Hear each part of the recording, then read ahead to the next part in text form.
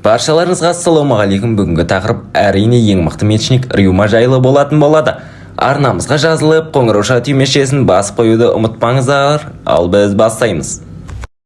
Айтпақшыдай, біздің арнамызға 77% адам тіркелмей көреді екен, тіркеліп кетіңіздер.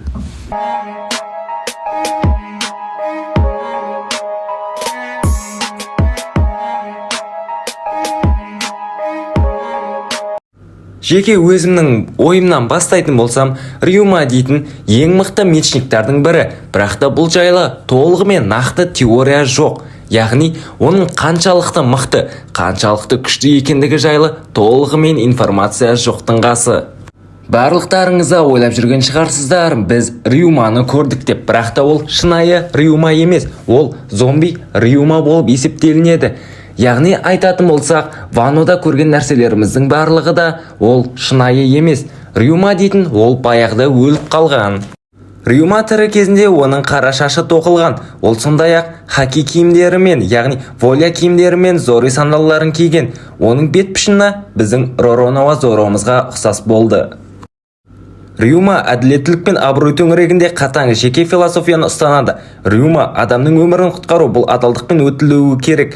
Қарыз екеніне және қарызды өтеу қылыштың нағыз жолы екендігіне нақты сенеді. Осы жолы мақсатта Рюма кейде біреудің өтінішін соқырлықпен орындады. Тіпті ол өзінің сеніміне қайшы келсе де, ол сондай-ақ ұрыс атақ үшін емес, барлық нәрсені қорғау үшін, өзінің абыройы үшін жасайтындығын айтып жеткізуде. Яғни, сен қандай да бір жақсылық жасасаң да, оны міндетсініп жасамауың керексің, жалпақ тілмен айтқан кезде.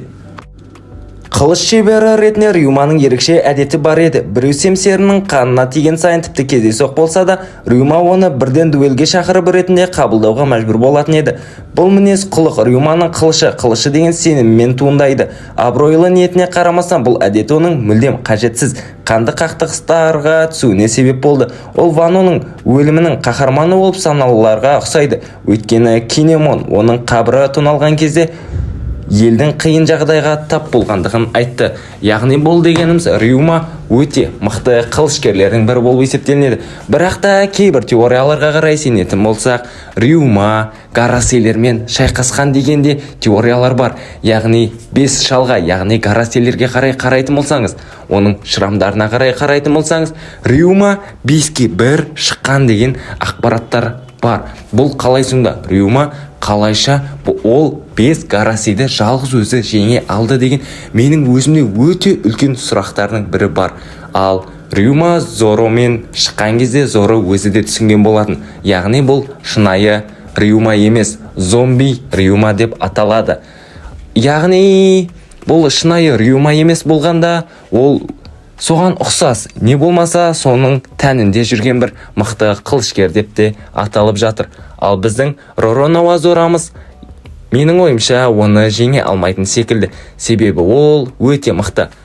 Менің ойымша, Ророноа Зоро алдымен Мехоукты жеңіп алсын, және де Гарасейдегі Бағалдегі кентаврды жеңіп алса да жетіп жатыр деп ойлаймын. Оған ал сіздер қалай ойлайсыздар? Өз ойларыңызды айта кетіңіздер.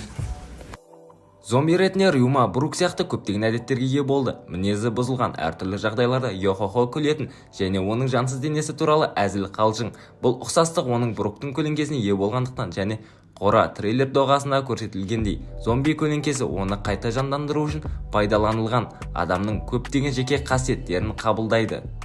Рюма Бруктың жеке басының негізін бөліссе де, оның әр нәрселерге көз қарасы сәл басқаша. Ол Брук сияқты өткеннен және онымен байланысты барлық естеліктерінен бас тартты. Мысалы, Брук өзінің афорасын бағаласа, Рюма оны тек көзге көрінетін нәрсе ретінде ғана көреді. Рюма мұны Бруктың жекпе-жекте пайдаланылуы мүмкін әлсіздігі деп санайды. Оның сондай ашық садистік тенденциялары бар. Өзінің бұрынғы қожайын көлеңкесі Брукқа өте қатты кездікпен қарайды. Ал сіздер қалай ойлайсыздар? Мысалға, мен қазір сіздерге бір теория айтатын болсам, сіздер бұны өтірік, не болмаса сен вамписті толығымен көріп кел деп айтуларың мүмкін. Бірақ та Джойбойды білетін шығарсыздар. Джойбойдың оң қолы осы Рюма болуы мүмкін дегенге қалай қарайсыз? Я, түсініп тұрмын, сіздер қазір мені келеке етулеріңіз мүмкін. Сен не вамписті ішіп алып көргенсің ба, не болмаса қай-қайдағы жоқ бір китайский арналардан көргенсің ба деп әзілдеулеріңіз мүмкін, бірақ та бұл теория шын болып қалуы да ғажап емес.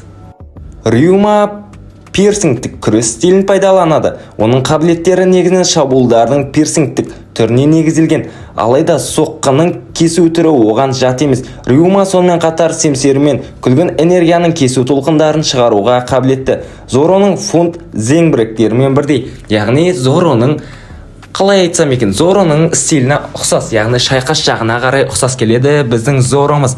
Бірақ та Зоро мен Рюма бір-біріне ұқсайды деп ойлайсыздар ма, қалай қарайсыздар? Біздің болашақта Зоромыз Рюмадан асып түседі мекен, не болмаса оның уровеніне жетпей екінші орынды алып қалады мекен. Сіздермен бүгін болғанмен Микопис арнамызға жазылып қоңырауша түймешесін басып кетіңіз. Ал келесі видео кім жайлы болсын? Рюма жайлы толығымен нақты ақпараттардың жоқ екендігін сіздерге айтып кетейін тағы да бір рет. Өз ойларыңыз әлбетте комментарийға жаза кетіңіздер. Сау болыңыздар.